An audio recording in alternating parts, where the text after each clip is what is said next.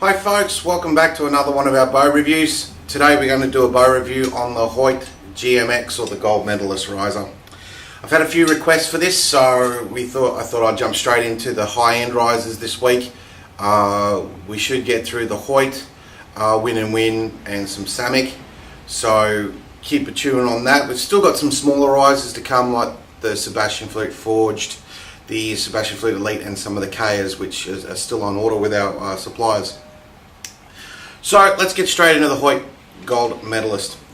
Well, look, the Gold Medalist pretty much speaks for itself.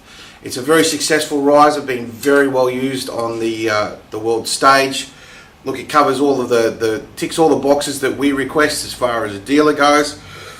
It has lovely tight pockets. As you can probably see, this one is fitted with the Grand Prix bolt, which is a loose bolt, which helps balance the limb as it shoots. So it actually gives the limb a little bit more flexibility. We have lovely big grub screws, as you can see on the side there. You know, decent size Allen key, so stripping's not going to be too much of a problem. And the pocket system that you can see here, you know, allows for a nice tight fit.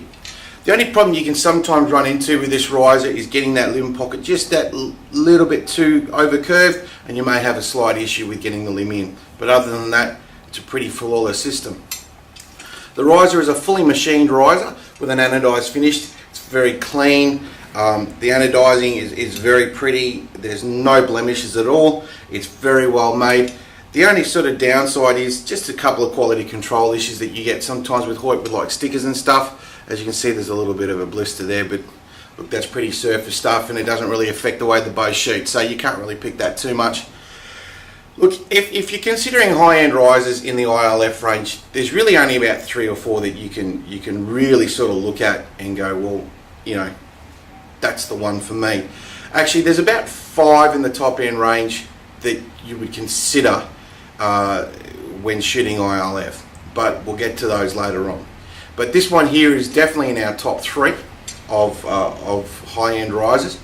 Not a riser you would jump straight into as a beginner. Couple of downsides on it. Hoyt don't make it in a 27 inch anymore. It's only made in a 25 inch. So if you're looking for that longer, that slightly longer bow setup, or that longer riser, shorter limb setup for a bit more snappiness, you're not going to really get it from this range of bows, unfortunately, because it is only available in a 25 inch. Overall though, the grips on the Hoyts, all the high-end grips are just fantastic. They're nice and comfortable. Your hand just sort of sits right where it's meant to sit. You know, if you're holding your bow the correct way, you know, the bow just wants to sit in that hand grip there. You won't really have to do much modification to it. One thing the Hoyt offer over the other manufacturers is a high, low or medium grip that you can choose and purchase separately. Hoyt are also getting into a bit of bling these days, where you can buy different handles and different dampeners and all that kind of stuff for their range of products, so you can actually make your bows a little bit smarter. Look, overall, this is a very short review because, look, there's really not a lot you can badly say about the Hoyt GMX. Look, it weighs about probably 1200, 1250 grams. It's up there as far as weight goes, but there's been a very big swing by manufacturers in the last probably 6 to 7 months, especially with weight. Win, the new Inno Max, it's coming out now at 1300 grams on the nose. Uka have just released their new Uka Upro, which is 1400 grams for a carbon riser, so that's incredibly heavy. And of course, Samiks are up around 1300 as well. So weight seems to be coming back into it. It used to be, you know, for the last couple of years, it was about making it lighter and more efficient. Now they've gone back the other way and started making them sturdier and stiffer and heavier. And I think a lot of it comes down to how you actually shoot, and it just helps, you know, when you're shooting a bow with that little bit more weight in it, you actually do feel a little bit more torque back through the riser. One of the things with shooting these full aluminium risers is they do talk to you a lot when you shoot. You do feel the vibration through the bow. You can tell that was a good shot, that was a bad shot, that was a good shot, that's a bad shot.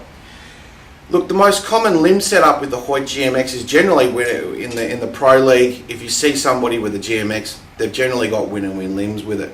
Look, either the win Primes, Powers, or even the Samick Extreme 2s are a very good limb. Hoyt limbs are very good as well, especially in the F4 series. However, they are prone to, sorry, not the F4, the F7 now, the F4 is discontinued. You know, the only problem is I have seen quite a few Hoyt limbs delaminate. Whether or not that's just through fatigue or through general wear and tear, I'm not 100% sure. But, you know, look, I'm not going to put you off by saying that all limbs are bad. All limbs delaminate regardless of brand or whatever. It's just when and how they do it. So, but as I say, most people that go for a GMX generally do jump into win and win limbs. They're a very tried and true limb, very good performing limb, and they actually sort of offer quite a lot of performance. And in this riser, they suit it down to a T. The Samick Extremes in this riser are also a good combination for it as well. So look, there's a couple of things that you can put with this riser that'll make it very nice and very tight. You know, look, this is the kind of bow you're going to want to put a premium setup on. So you're going to be looking at very high-end sights, high-end clickers, high-end plungers, all that kind of stuff. So, you know, look, if you have any questions about what you would put on this riser to make it better or improve it, by all means drop us an email to or drop in on our website on www.finditarcherysupplies.com.au, and we're more than happy to offer any more advice on what to do with this riser. But look, straight out of the box, they generally come pretty tuned. There's not a lot of problems with the alignments and stuff like that. However, they can be a little bit fiddly in their tiller because sometimes they don't set them correctly. But look, compared to a lot of other bows in their series, these are very easy to modify, very easy to tune. Not a lot of time needs to go into them. So they're a pretty hassle-free riser. You'll have many hours of good shooting with the GMX, and it's the kind of riser you're going to own for maybe 2, 3, 4 years of your premium career.